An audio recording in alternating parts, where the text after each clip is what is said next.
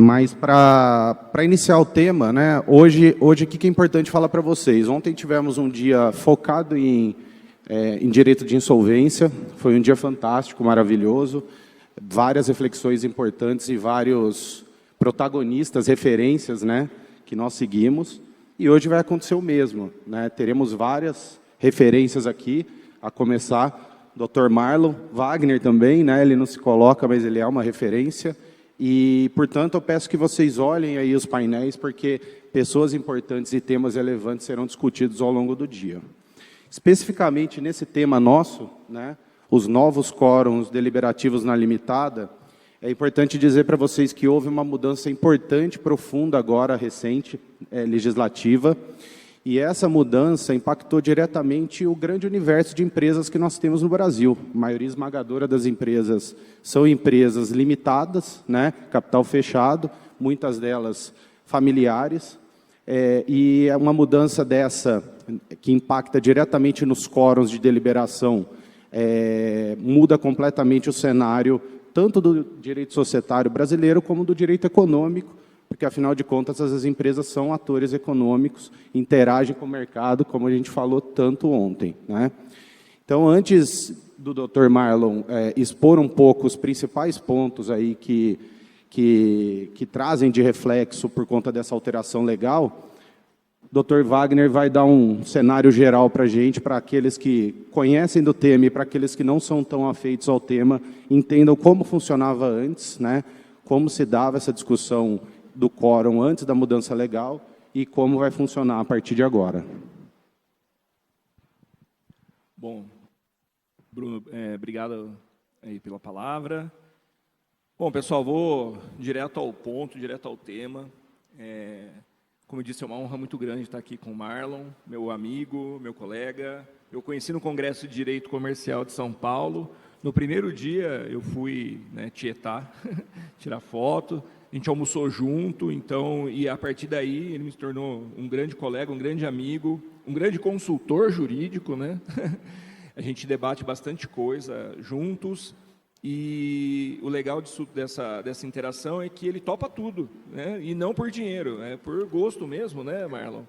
Ele está no nosso curso de contratos empresariais desde a primeira turma, ele também será professor do curso de pós-graduação de Direito Empresarial, né, foi convocado, não é convidado, aqui é convocado, né, mas aceitou de primeira, então é uma honra muito grande poder dividir essa mesa com você, já falei isso diversas vezes e não vou cansar de repetir. Bom, pessoal, mas vamos ao ponto, né, a sociedade, na verdade, eu queria fazer uma breve introdução sobre a sociedade limitada, né. Eu fiz, quem me conhece sabe que eu fiz engenharia civil também, né? Não fui concluinte, mas eu era professor de Kumon, né? Concluí o Kumon de matemática, acho que todo mundo começou, mas não concluiu. Eu concluí, então eu tenho um raciocínio lógico, e sempre quando eu vou estudar os temas, eu tento entender qual foi a lógica, qual que é a estrutura para se chegar, né, em cada um dos pontos e montar essa estrutura para a gente conseguir, aí sim, conversar sobre os quórums deliberativos, né? O Código Civil, quando ele traz o direito de empresa, ele vai estruturando, né, o desenvolvimento da teoria da empresa, das considerações sobre os perfis da empresa, né, o empresário, a empresa e o estabelecimento. Ontem, muito bem destacado, quando se falou de cada um dos pontos na recuperação judicial, né, dando destaque ao princípio da preservação da atividade, não do sujeito e nem do objeto, né, dos perfis da empresa. E o Código Civil, ele começa exatamente, o artigo 966, falando do empresário como gênero, e depois fala do empresário como espécie, pessoa física, pessoa natural, empresário individual, que, surpreendentemente, é a maior forma de exploração da atividade econômica, né? No mapa de empresas, a gente verifica mais de 12 milhões de inscrições de empresário individual. E depois de todo esse desenvolvimento do empresário individual, inicia-se o direito societário, o direito das sociedades no artigo 981 do Código Civil, né? E o 981, ele vai falar do contrato de sociedade. Duas ou mais pessoas, quando se reúnem para exercício da atividade econômica com obrigações recíprocas e divisão do resultado, você tem caracterizado a sociedade. Então, a sociedade é algo fato, né? É aquele colega que você começa o negócio. Nenhuma sociedade, dificilmente uma sociedade, melhor dizendo, começa com uma estrutura já registrada, com CNPJ, inscrições, etc. Tudo começa no campo dos fatos, na vontade dos sócios. Eles se reuniram. Aí, uma sociedade, né, que queira se estruturar, porque você pode continuar na informalidade, tem os seus reflexos, mas o caminho mais correto seria a regularidade, seria o registro. E aí o empresário vai, então, consultar um advogado, deveria consultar um advogado, melhor dizendo, né? Ele consulta o advogado, apresenta todo o negócio e o advogado, dentro desse negócio, junto com o seu cliente, vai estruturar, né, a sociedade. Aí você, basicamente, tem duas opções. Tá? Ou você vai seguir para a sociedade limitada ou para a sociedade anônima. Mais de 6 milhões de brasileiros optaram pela sociedade limitada. Cerca de 20 mil optam pela sociedade anônima. E aí depois eu vou deixar o Iatarola falar um pouquinho sobre isso na palestra dele, que vai tratar de sociedade anônima. Mas, enfim, o nosso foco é a sociedade limitada. Se escolheu pela sociedade limitada, os sócios, então, vão formalizar um instrumento contratual. Isso é o contrato social. O contrato social não vem antes, vem depois. Depois, para a preenchimento de requisitos legais, para se ter o registro e a personalidade jurídica. E aí o registro empresarial para seguir com uma atividade regular, né? Inclusive essencial para o pedido de recuperação judicial, depois de formada a sociedade por mais de 2 anos, nos termos do artigo 48 da Lei de Falência e Recuperação de Empresa. Então, se estrutura o contrato social. O empresário, normalmente, quer começar logo a atividade. Ele liga para mim, liga lá no escritório e já começa assim: doutor, eu vou começar uma atividade, eu gostaria de consultá-lo. Oh, pois não, vou marcar uma reunião. Olha, minha agenda eu tenho para a semana que vem, estou no congresso, semana que vem a gente pode fazer a reunião. Não, doutor, eu vou começar sexta-feira. Aí você, como assim começar sexta-feira, né? E aí, isso já não começou, né? E aí, como assim você começar sexta-feira? Mas você já tem contador, você já tem... você já alugou espaço? Não, já tenho tudo. Inclusive, tem um contrato social aqui que eu já assinei, já está na junta comercial. Aí você fala, cara, calma. Né? O Gladstone Mamed esteve com a gente numa palestra do escritório lá do Sertori, e ele falou o seguinte: quando a pessoa física vai nascer, se procura um médico. Quando ela está querendo fazer um check-up, quando ela está com uma doença, procura um médico. Constantemente a pessoa natural procura um médico. Eu vejo isso pelos meus filhos. Ele sai do médico já marcando outro médico. Se bem que eu estou assim também. Mas, enfim, a pessoa jurídica, quem que é o médico da pessoa jurídica? O advogado. Ele tem que ser procurado no momento do nascimento da pessoa jurídica, porque é naquele momento que começa efetivamente o relacionamento, e nós sabemos como é o namoro. Né? A gente vê no final de semana, 2 horinhas, vai no melhor restaurante, paga a conta, cineminha, só love, né? E a gente sabe como que é o desenvolvimento do casamento. Tem toda a parte boa, a paixão e tudo mais, mas também tem o seu dia a dia. Uma pessoa acorda com o pé direito, né? Com o pé esquerdo, né? Depende se é destro ou canhoto, mas enfim. Você acorda com o pé esquerdo, né? Bom dia para quê, né? Sabe aquelas coisas. E assim, a sociedade é a mesma coisa. Tem dia que eu acordo de mau humor, o Lucas acorda todo dia, mas tem dia que eu acordo de mau humor, a gente vai ter uma discussão societária.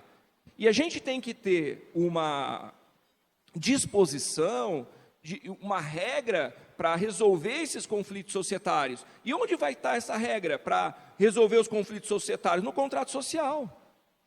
Porque não tem outra forma. E aí você pega um contrato social padrão, né, com todo respeito, não é questão de... não, a junta comercial, a DREI dá um modelo, e vai seguir o modelo, e um modelo que tem falhas técnicas terríveis, de diferenças de direito de cessão, com preferência, pode, não pode, critérios de apuração de haveres, não resolve problema um contrato padrão. Então, o advogado, com o instrumento do contrato social, vai constituir uma sociedade prevendo, lá na frente, com todo respeito, o divórcio. Mas é isso, né? Então, o advogado é o médico da sociedade. Sociedade limitada tem que ter uma estrutura jurídica, um contrato social, um acordo de sócios, ou outros documentos que forem parasociais necessários para o bom desenvolvimento de cada atividade empresária. E eu prezo muito por isso. É o meu campo de estudo diário, né? E discuto muito com o meu sócio sobre isso, com o Bruno, principalmente com o Marcelo. Nós temos várias discussões e muitas vezes até um zap para o Marlon para ver o que ele acha, algumas vezes. Mas, enfim, então, a gente está nesse ambiente que é a sociedade limitada. Eu coloquei para pular assim, mas eu sou ansioso, eu pulo tudo para ver tudo já, né? Vai que falha, né?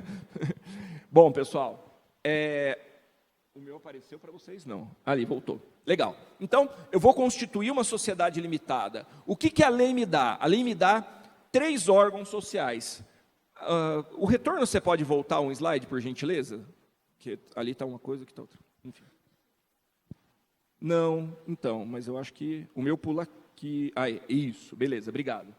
Então, pessoal, o que a estrutura é? Tem a sociedade sócios.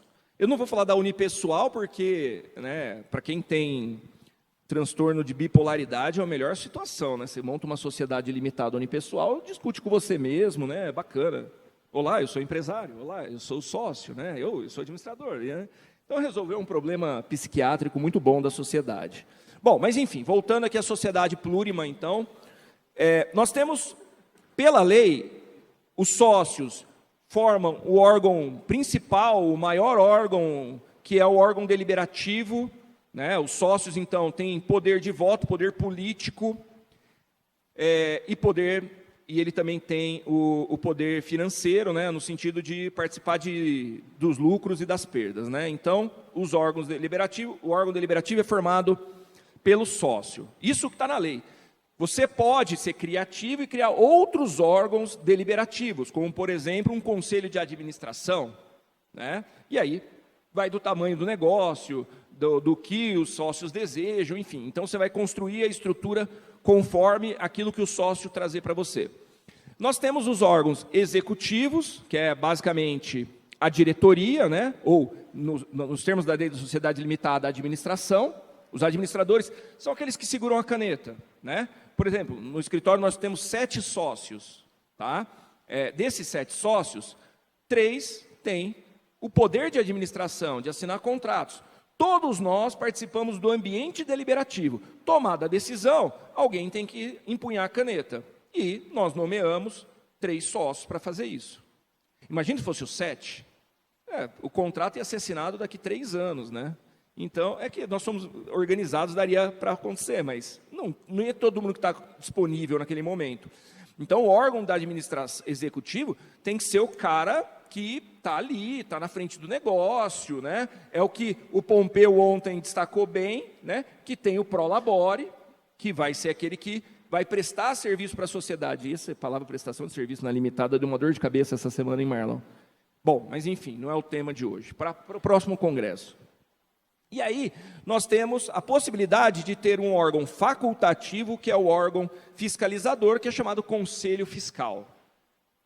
A maioria das sociedades limitadas não tem Conselho Fiscal. Eu vou chutar um número, 100%. Brincadeira, Marlon, eu sei que você deve ter. Mas no meu universo, não tem. E a SA, quando tem uma SA fechada, a gente quer pular fora de Conselho Fiscal, né, Iatarola? Mas, enfim. Então, são esses 3 órgãos. O órgão deliberativo maior, formado por todos os sócios, e o órgão executivo, que é quem empunha a caneta, é aquele que vai exteriorizar a vontade da pessoa jurídica dos demais sócios. É o órgão da administração. Bom, vamos lá. Como eu falei, né, a minha ansiedade não deixa eu pular, né? Bom, esse órgão maior, formado pelos sócios, ele é chamado de assembleia. Eles se reúnem em assembleia ou reunião. A lei fala, pode ser assembleia ou pode ser reunião. Assembleia é quando você tem todas as formalidades. Reunião é quando você muda alguma coisa. Como diria o poeta Naldo, uísque ou água de coco, tanto faz, né? Ele está na moda agora, né? Contador de história. Então, assim, tanto faz se é reunião, se é assembleia, porque o que vai mudar são as formalidades que estarão no contrato social. Se não tiver no contrato social, eu vou aplicar as regras da lei, tá? Bom, então eu tenho esse órgão, vai se reunir lá os 7 sócios, e todos têm direito de voto. Mas não é que nem condomínio, que cada um vota por cabeça. A gente está falando de uma sociedade empresária, com finalidade econômica. Isso significa dizer o quê? Que aquele que aporta mais capital tem mais poder de voto. Tá? Então, se eu tenho um sócio, por exemplo, o doutor Flávio aporta 50% do valor do capital social. Ele tem metade dos votos. E os demais sócios partilham as suas cotas partes. Então, você pode ter uma sociedade com, chutando aqui só para dar número redondo, né? Um sócio com 70 e 3 sócios com 10. O Kumon estava falhando aqui, mas eu já... Né? Então, você tem a possibilidade de alocar valores. E mais, durante a continuidade da sociedade, da atividade econômica, os sócios podem precisar aportar mais dinheiro. E todos precisam aportar na mesma proporção para não ocorrer aquele fenômeno que é a diluição da participação societária. Você vai perder direito de voto e provavelmente direito econômico de dividendos. Por isso que tem que ter uma regra no contrato social prevendo como vai acontecer os aumentos de capital, como que vai acontecer os direitos de preferência no momento do aumento de capital, para todos saberem das regras de diluição.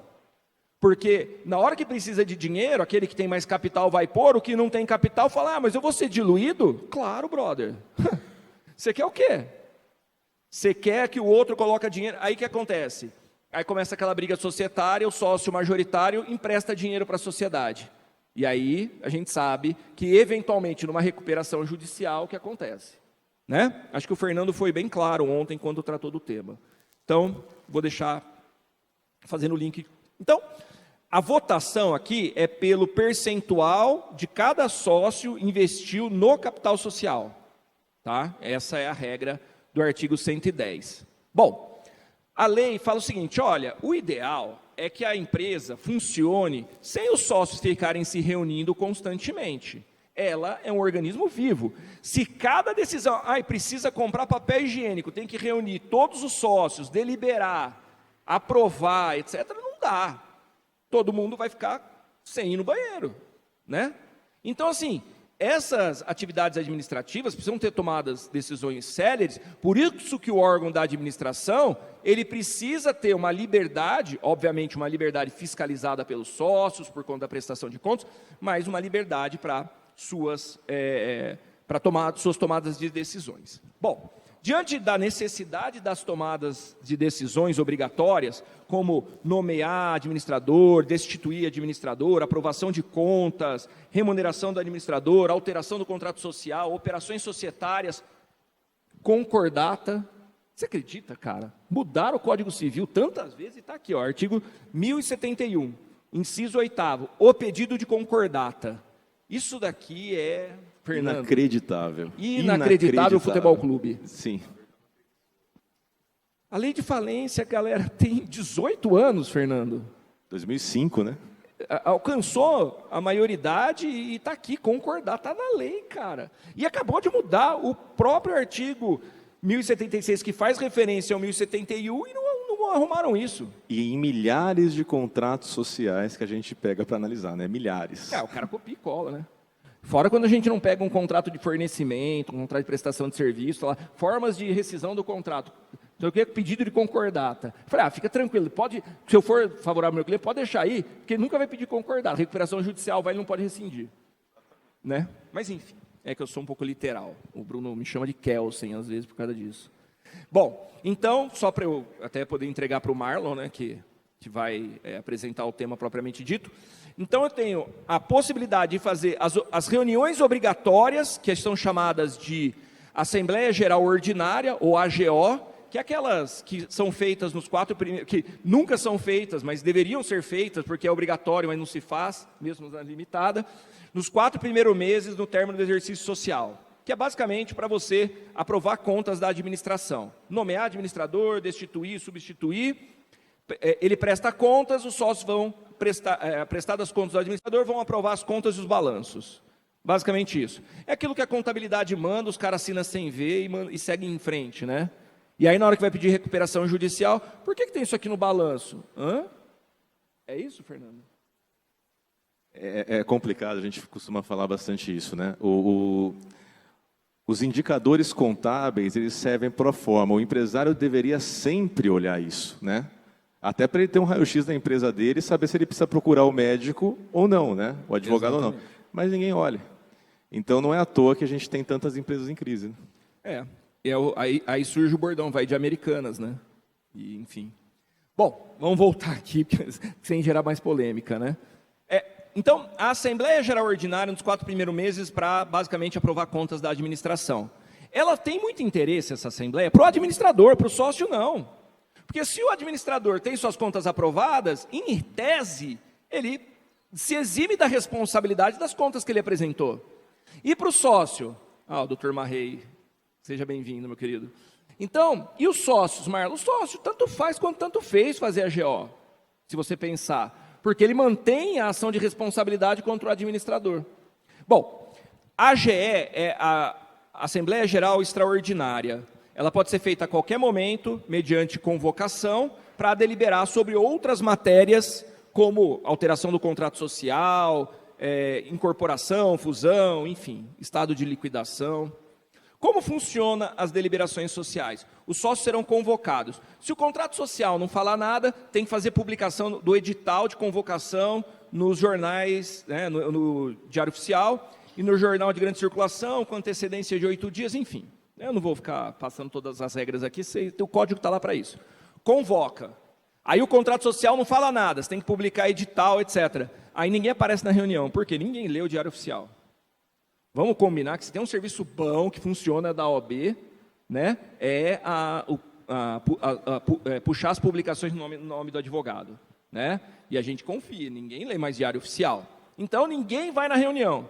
Se você quer uma reunião que ninguém vai, é fácil, é só publicar. Agora, você quer que vá? Aí você passa o edital para todos os sócios, manda por e-mail, manda por fax-mile, né? Contrato social está assim, né? Pode ser convocado por fax. Meu filho não sabe o que é fax, né? Então, vamos pular. Aí, você pode colocar WhatsApp, etc., ou fazer uma circulação. Então, o contrato social vai ajudar na convocação. Quórum de instalação. Primeira instalação, 3/4 do capital social. Segunda instalação, qualquer número. Aí aquela regrinha básica, né? 30 minutos depois, qualquer número, né? Então, eu não sei nem por que precisa, mas enfim. Depois, os quórums de instalação, funcionamento. Vai se nomear o presidente da reunião, né? Dentre os sócios, ou o advogado. Se tiver um advogado é porque vai dar treta, né? E a gente ganha para isso. Bom, enfim. Meu filho fala assim, nossa pai, eu nunca vi você brigando com ninguém. Eu falei assim, vai numa reunião societária comigo. Né? Bom, aí se nomeia o secretário, que é quem vai fazer a ata. Sacanagem do estagiário, mas é ele, né? Enfim, brincadeira, pessoal. A gente faz o secretariado também. Bom, e aí vai ler o edital, vai verificar qual que é a pauta do dia e vai deliberar, tomar as decisões conforme os quórums da sociedade, conforme aquilo que consta no contrato social ou na lei. Todos os sócios, sejam os que não concordaram ou aqueles que se abstiveram ou estavam ausentes, se sujeitam às deliberações sociais. Por isso, da importância dos sócios participarem das deliberações. Evidentemente que aquele que não concordar, né, é o incomodado que se retire, tem o direito de recesso do artigo 1077 da lei, e aí, né, o Arthur vai falar um pouquinho disso na SA também, né? Bom, enfim, mas basicamente é isso. Feito isso, pessoal, opa, olha só, esqueci que tinha corzinha. Feito isso, a gente vai para o Código Civil, no qual vai prever os quórums deliberativos da sociedade limitada. E até o final do ano passado, o quórum que mais chamava atenção é o de 3/4, 75%, para a alteração do contrato social e as operações societárias em geral. Então, o sócio minoritário, ele tinha um poder político relevante, por exemplo, um sócio com 30% do capital, diante da necessidade da sua concordância para coisas estratégicas da sociedade, como, por exemplo, a mudança do contrato social. Também, na questão relacionada à nomeação dos administradores, o quórum era 2/3 do capital social, e agora foi para maioria, também tira poder político do sócio minoritário. Né? Então, a Lei 14.451 de 2022 trouxe uma alteração significativa dos quórums da sociedade limitada, principalmente nas questões sensíveis, ao meu ver, como a nomeação do administrador, que se você tivesse lá, né, 2/3, aproximadamente 66%, daria para, acima disso daria para nomear, se não for, o sócio minoritário precisaria ser convencido. E aí a questão política da sociedade, como o Bruno bem destacou, a sociedade tem essa questão política. Aí o que aconteceu? Mudou as regras. Qual regra? 2/3 do capital social para a nomeação do administrador, para mais da metade do capital. Qual regra? Alteração do contrato social, reorganizações societárias, que o quórum era de 75%, passa a ser por maioria. Então, o sócio que antes tinha 51%, não tinha tanto poder quanto tem hoje. E aí começam a surgir as dúvidas, que obviamente quem vai saná-las não sou eu, é o Marlon. Por exemplo, quando o meu filho chega da escola, ele quer jogar futebol comigo. Quem me conhece sabe que eu não sei jogar futebol. Eu sei as regras, regra a gente é bom. Jogar, é mais ou menos também. Né? FIFA eu sou bom no PlayStation, jogo bem, aí eu me garanto. Mas enfim, ele chega lá, a gente vai jogar futebol, e aí de repente ele faz alguma coisa e muda a regra do jogo. Ele é um cara, ele muda toda hora a regra, eu nem sei que regra que é. Imagina você num jogo de futebol, numa final de Libertadores, né? Por exemplo, sei lá, Santos e Palmeiras. O Bruno estava esperando o Flamengo. Enfim, tá lá, né? Final da Libertadores, Santos e Flamengo. No meio a FIFA vai lá e mudou, agora não tem mais impedimento, tá bom? Cara, mudou completamente a forma de jogar. Né? O Abel Ferreira, ele vai ganhar de qualquer jeito, mas enfim, eu sou santista, eu sei a limitação do meu time, né? Mas assim, os técnicos vão ter que mexer, os advogados vão ter que mexer para reorganizar a questão política da sociedade, seja no contrato social, seja no acordo de sócio. Aí fica assim, pode mudar a regra no meio do jogo? A FIFA não vai fazer isso. O meu filho faz, e parece que a lei é o meu filho. Agora eu vou passar a palavra para o Marlon para explicar essa questão jurídica, por favor, Marlon.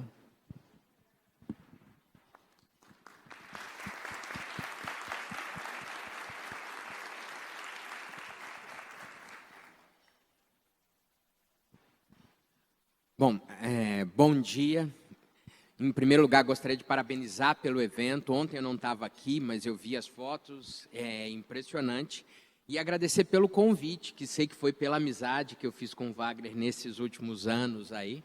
Mas agradeço ao doutor Fernando, ao doutor Iatarola, ao doutor Bruno, que está presidindo, mas especialmente ao Wagner, que é um querido amigo. Tem uns slides aqui também. Explicando algo para vocês, eu sou de Brasília. E é difícil entender por que eu estudo direito empresarial em Brasília. Eu sofro bullying lá.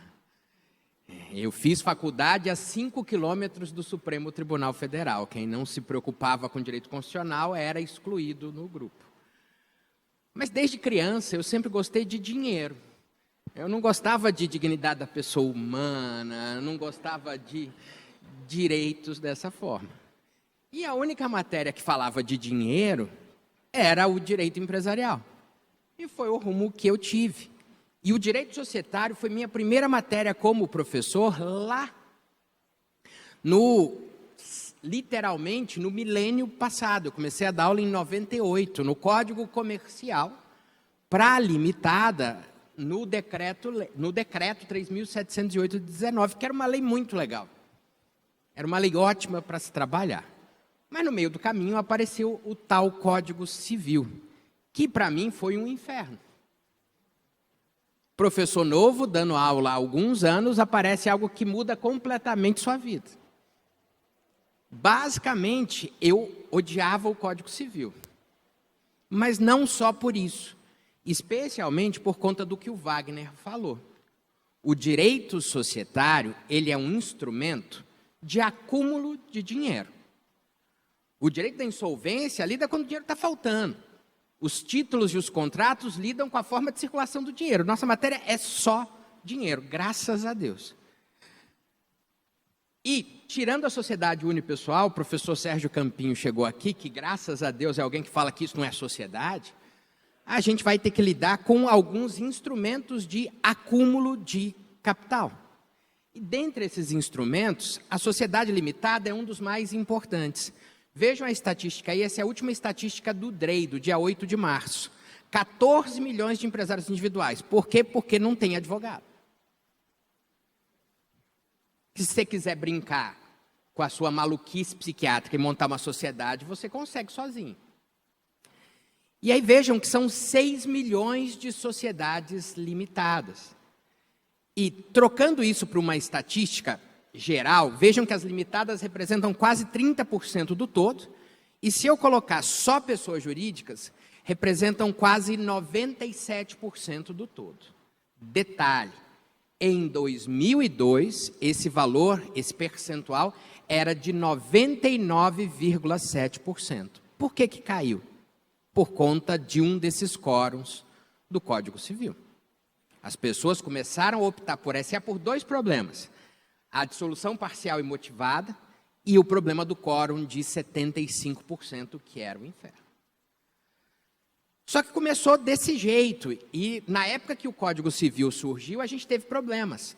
Algumas pessoas muito boas, como o professor Gerson Carlos Branco, ele sustentou que as sociedades que existiam antes do Código Civil não precisavam se sujeitar a esse quórum, que isso seria um ato jurídico perfeito e que, por isso, não atingiria os quórums anteriores. Um sócio com 50%, com 50,1%, poderia decidir tudo.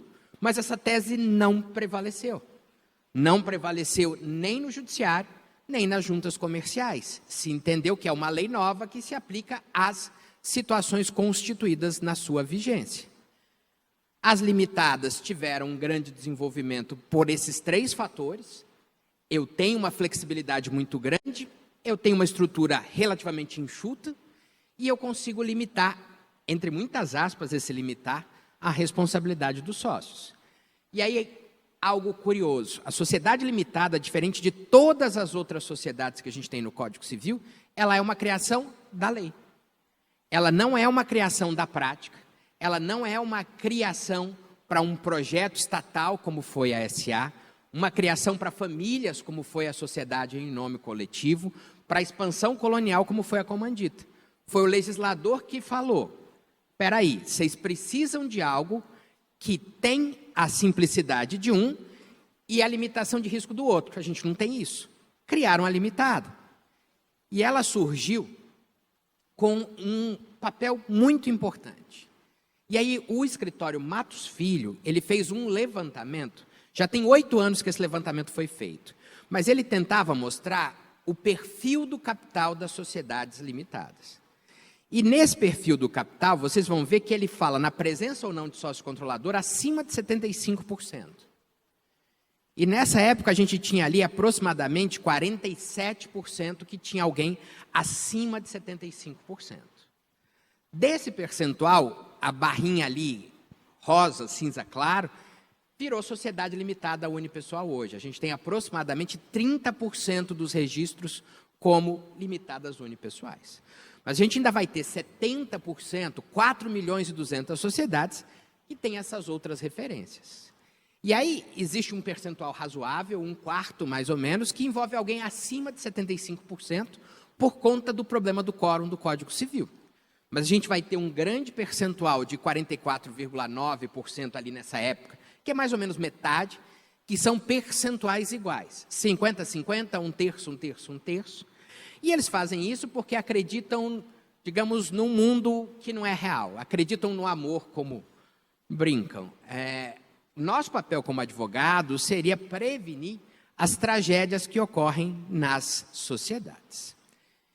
E aí, como o Wagner colocou, a vontade da sociedade para as questões do dia a dia é expressa por sua administradora, por sua administração. Mas para as questões mais gerais, a vontade da sociedade vai ser expressa pelos sócios. São sócios em reunião ou assembleia. Mas a gente copiou algo que existe na França, mas na França a sociedade limitada tem um papel muito pequeno, que a gente criou uns quóruns qualificados para a sociedade limitada. Eu tive muita curiosidade de procurar quem redigiu o Código Civil para ver se ele falava de onde ele tirou esse quórum. Nada. Eu acho que ele pensou no dia, gostei do número, 75%. 2/3 são números curiosos. E aí, para a manifestação dos sócios, a gente tem um primeiro problema. Será que todos os sócios votam?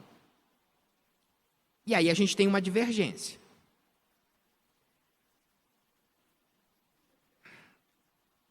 Eu não sei como... deixa eu voltar aqui. Foi. Aqui a gente tem uma grande divergência sobre a admissão ou não de cotas sem direito a voto. A professora Winnie Caminha, o professor André Santa Cruz, o professor Fábio Lhoa Coelho admitem a presença de cotas sem voto. O professor Sérgio Campinho, o professor Haroldo Malheiros, eles dizem que isso não é possível à luz da vigência do nosso Código Civil. Minha experiência, eu cometi o erro de virar procurador da Junta Comercial nos últimos 2 anos. Graças a Deus não sou mais. Eu fui enganado. Eu achava que ia lidar com direito empresarial. Eu lidei com licitação a maior parte do tempo. Nos 2 anos que eu estive lá em Brasília, nunca houve um registro de cotas sem voto. Tá bom que é Brasília, a gente não produz nada. Mas é um número estatisticamente que pode ser considerado. Existe por aí? Existe. Mas vamos considerar o padrão da experiência, que são todos os sócios votando. E aqui é uma homenagem ao professor Wagner, os sócios que eu coloquei na história aqui.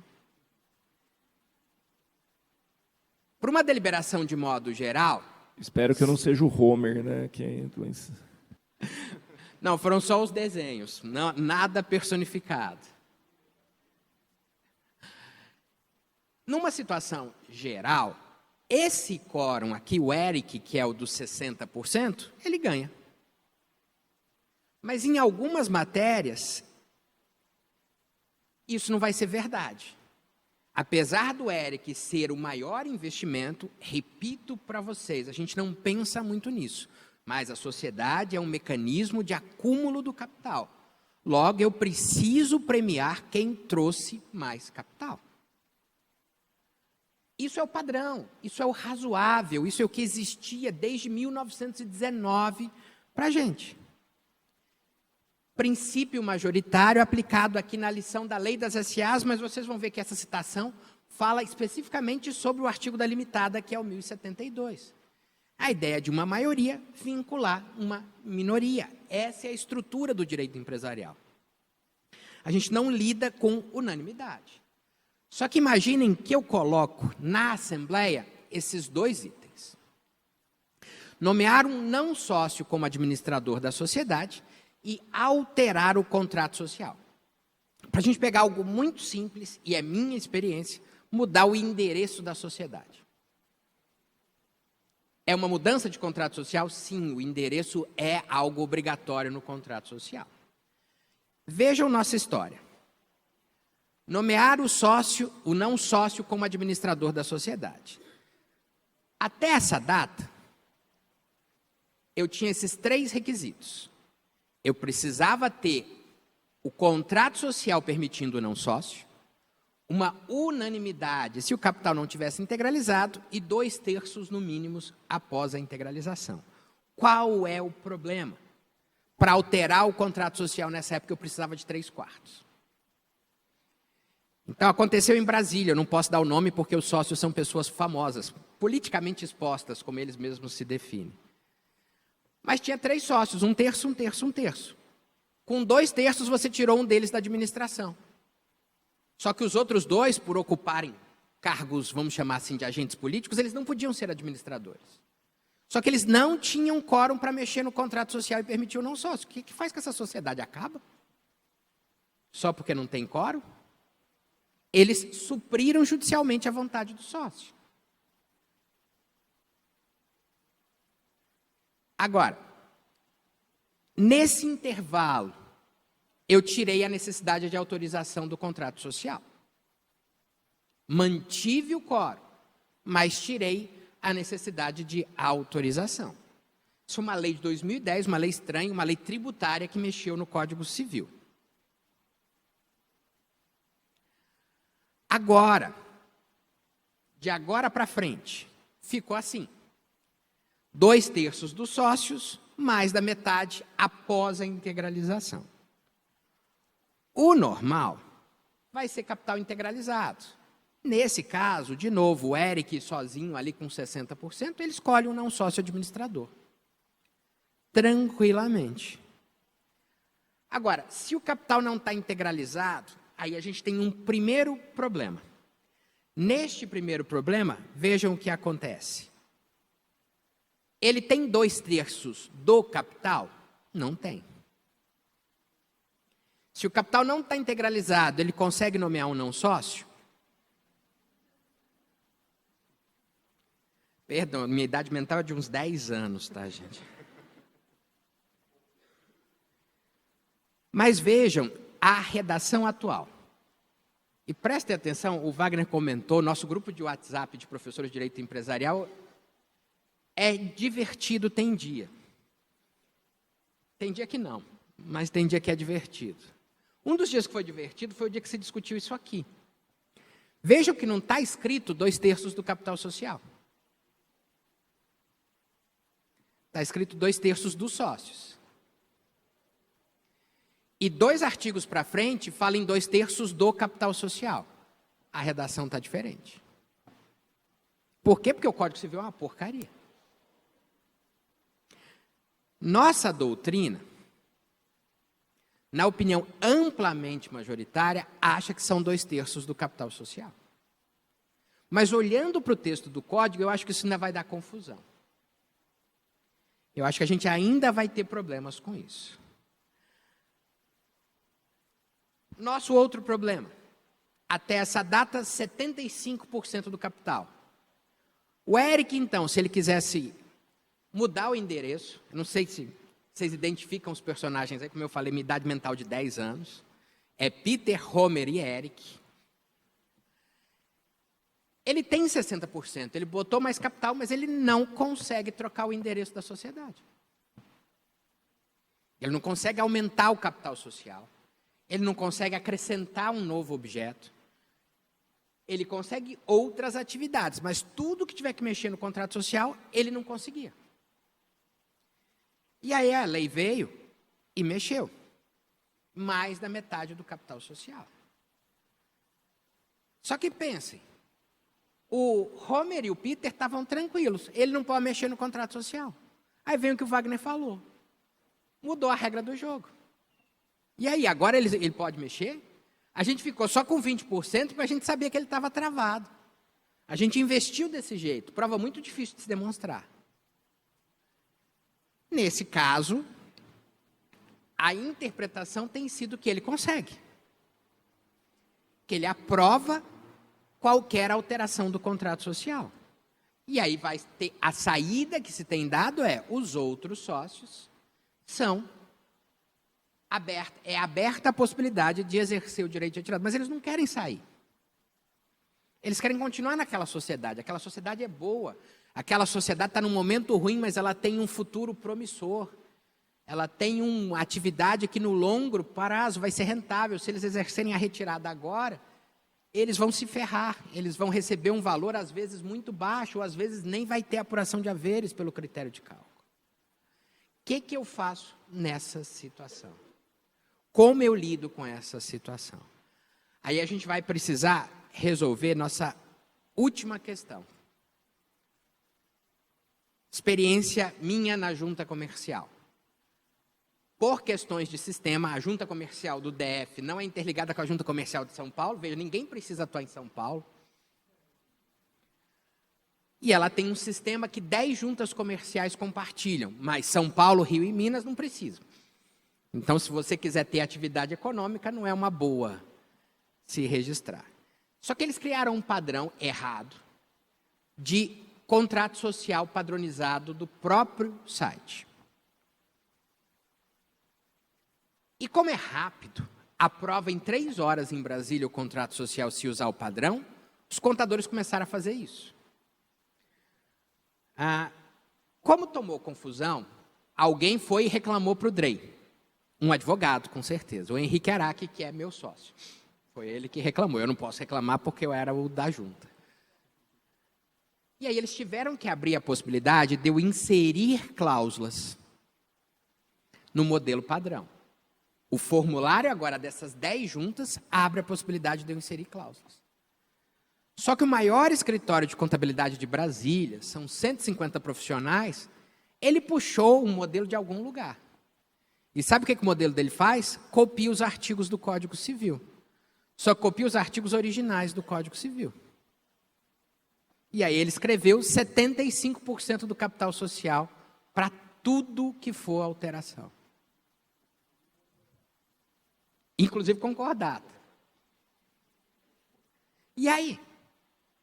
Se está no contrato social, eu tenho que seguir o que está no contrato social? Eu tenho que me adequar a isso? Isso aconteceu com muitas sociedades. E aí, quando saiu a notícia, essas mesmas sociedades quiseram mudar por maioria. E qual foi a decisão da junta? Não pode mudar por maioria, porque o seu contrato social tem uma cláusula. Eu vou precisar obedecer o que está no seu contrato social. E aí o que a gente precisa, e vocês têm um caminho muito mais fácil do que eu, lá em Brasília, é criar uma cultura de advogado fazer contrato social. Advogado é uma raça terrível, porque ele vai prever tudo de ruim que pode acontecer, mas é nosso papel. Tem gente que fica triste quando eu falo que pode dar errado, mas é o que pode dar errado. Nós somos videntes de tragédias. Se o mundo fosse bonitinho, a gente não precisava de advogado assim. O advogado serve não só para resolver, porque às vezes não tem solução, mas especialmente para prevenir que esses problemas aconteçam. Eu acho que essa alteração ela foi muito positiva, mas ela vai gerar uma série de problemas diante de textos de contrato social e diante de dificuldades de contratos vindos de contador ainda, que ainda vão usar modelos antigos. Eu trabalhei com um contador em parceria que continuava achando que a sociedade se chamava Sociedade por Cotas de Responsabilidade Limitada em 2023. Então, a gente tem muitas dificuldades nisso. Era isso que eu tinha para falar para vocês. Muito obrigado pela atenção.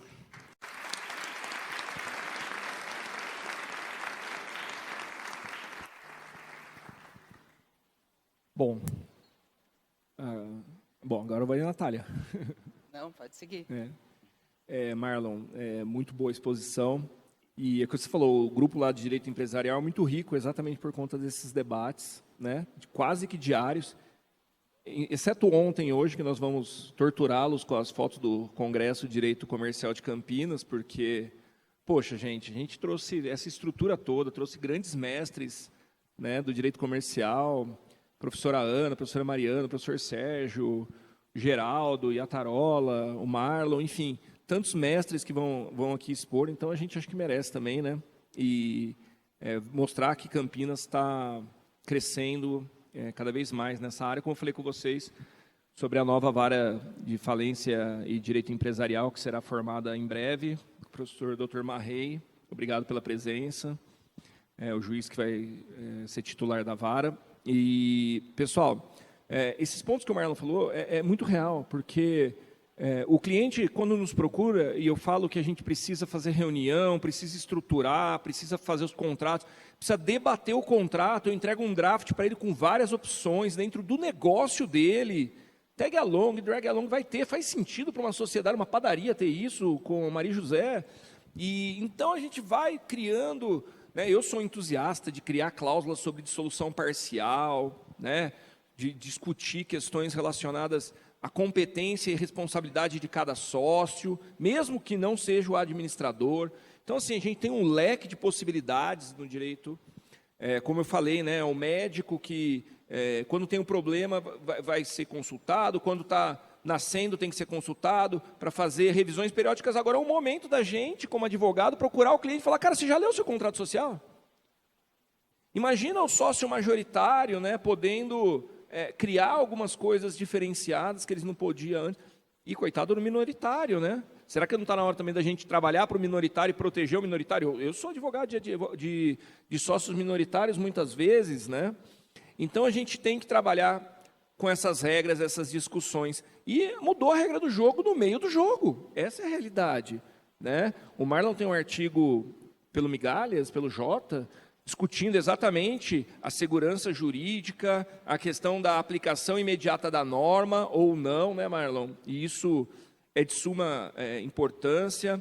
E, de novo, pelos números dados, a sociedade limitada é o maior tipo societário do país, né, em que pese ter o empresário individual, mas se a gente levar em consideração as grandes atividades econômicas, boa parte delas está sob as regras da sociedade limitada, e é um campo maravilhoso de atuação, de trabalho, que diariamente eu tenho estudado cada vez mais. Eu até brinquei com a Tarola, que hoje eu acordei de madrugada, né, um pouco ansioso, um pouco, porque meu filho me acordou, etc., e na hora que aí o cérebro começou a funcionar, eu comecei a pensar em tantas possibilidades, em tantas questões relacionadas e para trabalhar, mas a exposição do Marlon deixou muito claro o enfrentamento que nós temos.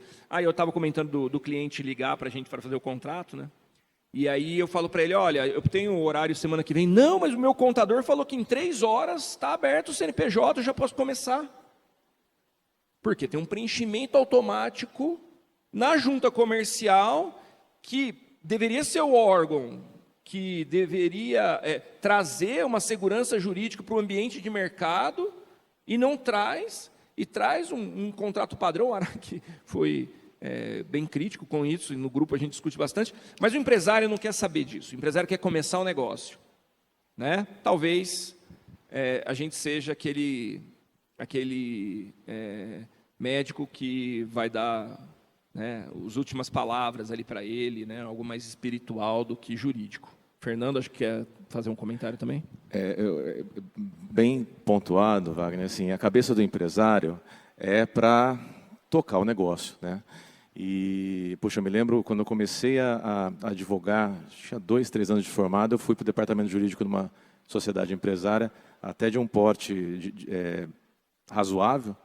E o empresário fica maluco, porque assim, ele quer fazer as coisas, ele não entende, né? Ele não entende. Poxa, mas por que eu não posso mudar isso? Por que eu não posso mudar aquilo, etc. E para nós falarmos com eles e sinalizarmos, poxa, olha, dependendo da situação aqui, pode ser que seja num caminho, seja em outro, eles não conseguem entender de fato, né?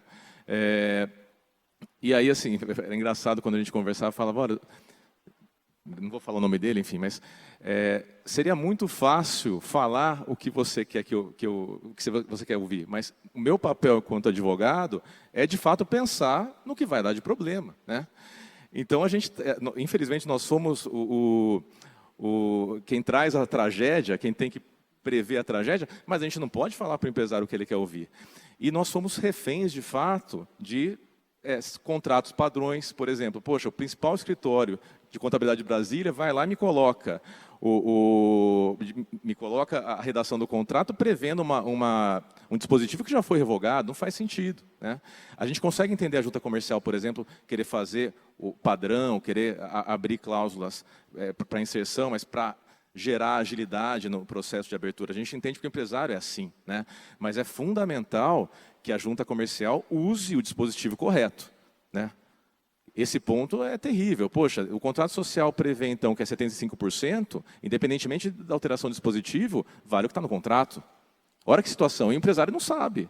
O empresário não sabe que o sisteminha não está usando o dispositivo correto.